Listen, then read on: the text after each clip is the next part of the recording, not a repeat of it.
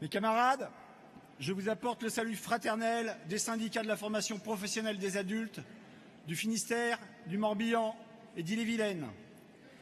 Mes camarades, je crois que s'il est bien un sujet qui doit être débattu et clairement défini lors de ce congrès, c'est bel et bien celui de l'orientation. En effet, car depuis de nombreux mois, l'orientation suivie par notre confédération n'est pas celle de Force ouvrière. L'orientation de Force ouvrière, c'est celle qui a été votée par tous les camarades lors du congrès de Tours. Or, depuis le printemps 2017, on entend parler de réformisme, de concertation et parfois de négociation. Et les lignes rouges qui ne cessent d'être franchies. Mais ça, ce n'est pas Force ouvrière.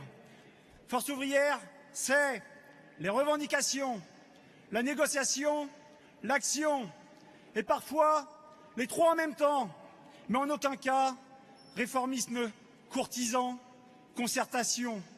Pire, accompagnement de la régression sociale. Force ouvrière, c'est en toutes circonstances l'unité sur la base de revendications claires et sur la mise en œuvre du mandat. Force ouvrière, c'est la charte d'Amiens.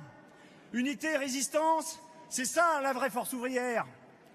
J'en veux pour preuve les ordonnances Macron qu'il fallait combattre dès le début, comme quelques unions départementales et fédérations courageuses l'ont fait. Le 12 septembre, à l'AFPA comme à l'UD35, nous étions à notre place.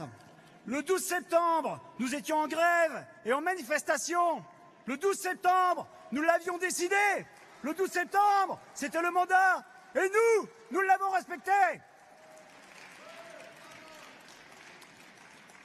Le CCN des 28 et 29 septembre a alors remis l'organisation sur le cap qu'elle n'aurait jamais dû quitter. Et l'AFPA dans tout cela, elle ne cesse d'agoniser, alors même que les besoins de formation n'ont jamais été aussi importants. Pourquoi alors autant d'acharnement à tuer cette institution dont il n'est plus à prouver son efficacité? Parce que l'AFPA, c'est le symbole des droits collectifs, c'est le symbole du paritarisme, droit à la qualification qui seul garantit un vrai salaire. La formation professionnelle qualifiante, ce n'est pas 350 heures ou 500 €, et ça ne l'a jamais été. Alors, quelle ne fut pas notre stupeur en apprenant la décision de notre propre confédération de signer l'ANI sur la formation professionnelle, qui scelle la disparition du CIF, et pourtant contraire à tous les mandats issus du congrès de Tours et de la FNEC-FP et d'un courrier d'Hubert Raguin, son secrétaire. Comment gagner les élections et développer l'organisation à l'AFPA après cela?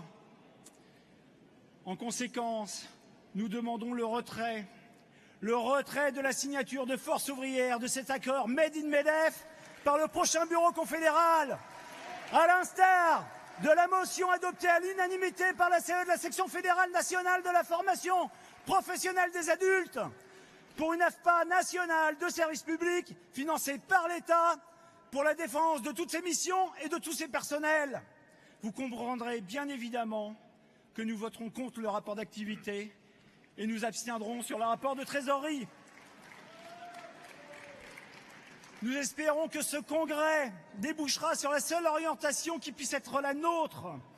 Appel à la grève générale, interprofessionnelle, publique, privée et reconductible pour reconquérir l'ensemble des droits que nous avons perdus, notamment avec la loi travail et les ordonnances Macron, et conquérir tous les autres, et ce, dès maintenant.